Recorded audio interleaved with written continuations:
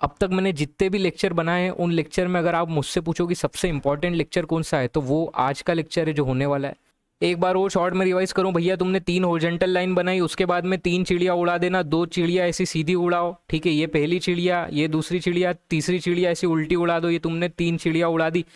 ये 768 degree centigrade की line होगी क्या? अरे अंदाजा लगा रहे यार, मैं तुमको सिर्फ ये एक्सप्लेन कर रहा हूँ कि इस डायग्राम में बीटा फेस क्यों नहीं आया। पहला क्वेश्चन एक तो ये आता है, what happens if more than 6.67% carbon is added into iron. Interview के हिसाब से क्वेश्चन है भैया। अगर परलाइट का मास फ्रैक्शन कैसे पता करें, तुमने जैसे ही बोला कि सर ने तो ये बताया मास फ्रैक्शन पता करने के लिए अपन सीधे जाते हैं माइक्रो स्ट्रक्चर में। तुम पूछे माइक्रो स्ट्रक्चर में, तुमने देखा कि यार मैं तो इस लाइन के अलोंग था, इस लाइन के अलोंग में नीचे मूव कर रहा हूँ, मेरे को परलाइट का पता करना है। तुम तो पगला गए कि यार सर यहाँ पे अगर इस रीजन में हम टाई लाइन खींचे तो हमको ये नहीं समझ आ रहा है कि परलाइट कहाँ पे है। यहाँ पे तो अल्फा है और सीमेंटाइड है। सीमेंटाइड को कैलकुलेट करने की 2 मेथड है। ऐसे ही जो ये यूटेक्टोइड फेराइट है, इसको कैलकुलेट करने की 2 मेथड है। फॉर्मूला याद रखना है क्या? नहीं रखना है। अबे नहीं रखना है, कोई फॉर्मूला याद नहीं रखना है, सिर्फ टाई लाइन बनाते जाना है।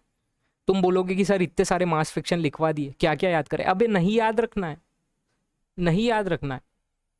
सिर्फ तुमको ये माइक्रो स्ट्रक्चर ये पता होना चाहिए, ये पता होना चाहिए, है ना?